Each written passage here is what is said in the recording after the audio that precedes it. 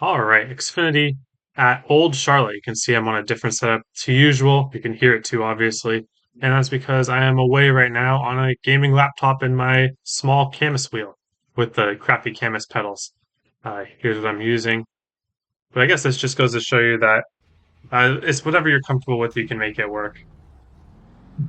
This is a little bit harder than the other combos this week that I'm covering, just because how loose it is.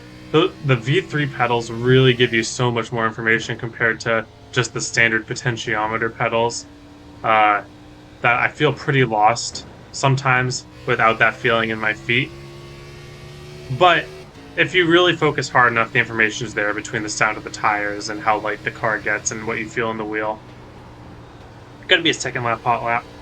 Can't carry much speed in lap one because the car just has no grip. Oh, that shouldn't do anything to the car. You can see I'm a little bit less smooth and comfortable than I usually am on like a regular setup, as you guys would imagine. So we're just going to roll it through here. I'm going to be aiming at this seam right here for both corners. That's kind of my Goldilocks line. I don't like going too high up because it's hard to keep the grip. And then too low, I just found I couldn't carry the momentum that I thought I would be able to.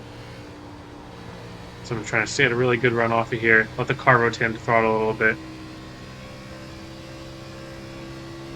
You don't want to steer too heavy into the corner here. You want to be really smooth.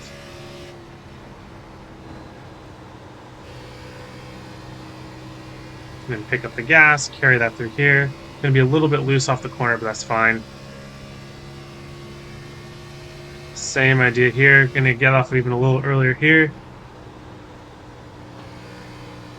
And we're just going to try to get down the gas aggressively. And that's pretty good. So this is very track temperature dependent. I was snooping on VRS, checking for lap times, and Ray Alfala, who does the BFix times on VRS, he ran a .2.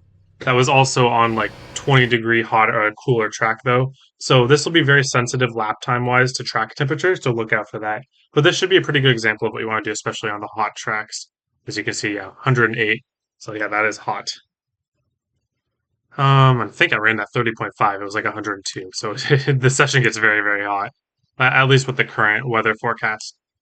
Okay, so setting it for the lap here, you can see how I'm getting out pretty much entirely off the throttle. Just a little tiny bit of coasting. It doesn't matter too much if you're just setting up for a lap. And my whole goal is just to get to that full throttle as early as possible.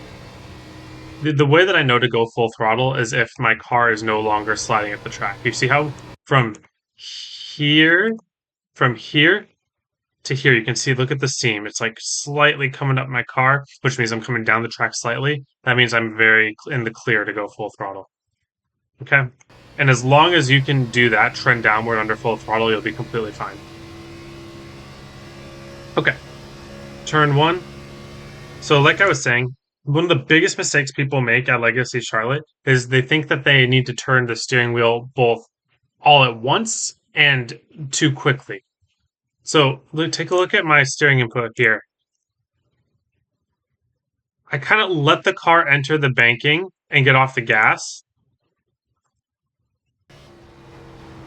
And then I kind of start adding the wheel to it. If you add the wheel as you're turning in, or sorry, if you add the wheel as you're transitioning into the banking and getting off the gas at the same time, that is often enough to disengage the right rear and just really slide. So you kind of have to let the car land in the corner on its own, and then you use the wheel to keep it there, right? So don't think of the steering wheel as a way to turn into the corner. The car will turn into the corner almost on its own. What you want to think of is the steering wheel as a way to keep the car turned in the corner, if that makes sense. And then once you're able to get to that full throttle, same idea. Car trending down the track, you can go full throttle. And it's a little loose, but yeah, it's fine. 3 and 4, exactly the same, except you're going to have to let off a little bit earlier and a little bit smoother. See how smooth I was getting off the throttle here? Again, I'm not using any brake because, well, if I was on my regular pedals, I'd be adding just the tiniest bit of trail brake, just to help land the car. But I don't trust my brake pedal on these brakes, so I guess that shows you don't need to use it for a hot lap. But again, same thing. I'm waiting for my car to start coming down the hill, and then I add more throttle and I take away wheel. So as you are off the throttle, your wheel is what keeps you landed or is what keeps you stuck in the corner. And then once your car weight shifts off that steering input mid corner, then that's when you pick up the throttle and you can get aggressive because now the right rear is completely engaged in the track. And even for long run, that's what we're going to focus on. A lot of the times you hear me talking about focusing on saving the right front. Uh, with these mile and a half in the Xfinity cars, you're focusing on saving the right rear. And the difference with that is you want to be basically, you don't want your car to get loose. Like everyone says loose is fast, and that's true, but neutral is faster. So we just got to drive the car just a bit under its limit. We don't want to hop over that edge where the car starts really sliding and taking tire life out of our right rear and adding tire. So even there, the cold tires, one, it's not the worst thing in the world to slide on cold tires because you're just adding heat that will get there anyways. But obviously, you don't want like a huge moment. So you can even run the bottom here, but you got to be even more careful. I have a feeling this might end up, just depending on the track temp. I think that the hotter the track temp, the more this race will just trend to the middle and the top just because it's easier to drive even. Like you can get the car to sit down here, but you're not going too fast. You can be comfortable carrying a lot more speed running middle. 31.3. That's really slow. But let's try to run the bottom. See, I'm not too interested in running the bottom because our right front isn't the biggest deal.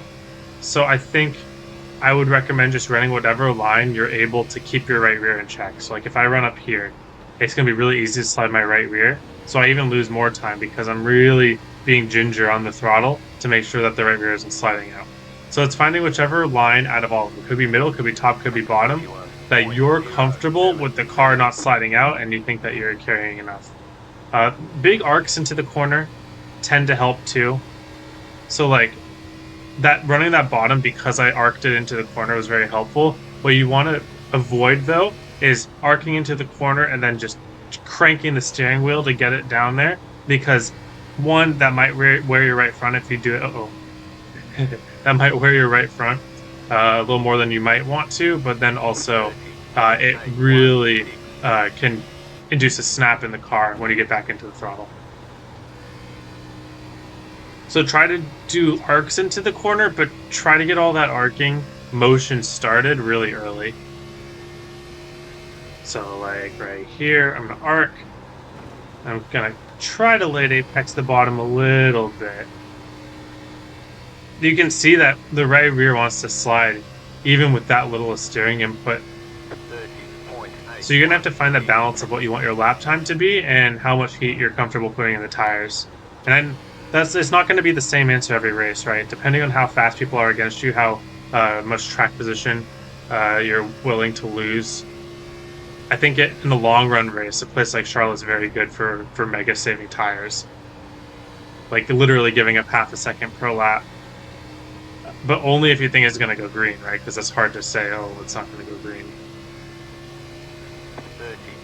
So if you want to push, I would recommend kind of arcing the car into the corner like this, getting the car all the way down there, maybe even running the middle top. But you can see that this is pretty serviceable for a line. I won't go. Dang it. So yeah, choose your lines wisely. Full pushing, I would run maybe middle, high. But half saving, I would try to maybe do a little arc into the corner and then full saving, just kind of getting on the bottom, staying on the bottom, and not caring about what time you're losing. Depending on your race situation, everything can be the right answer. But you can see right rear wears more than the right front, even there. So it's going to be difficult, but it's definitely a lot of fun. All right, thank you all for watching. Hope you have a wonderful day. Hope to see you all on the track.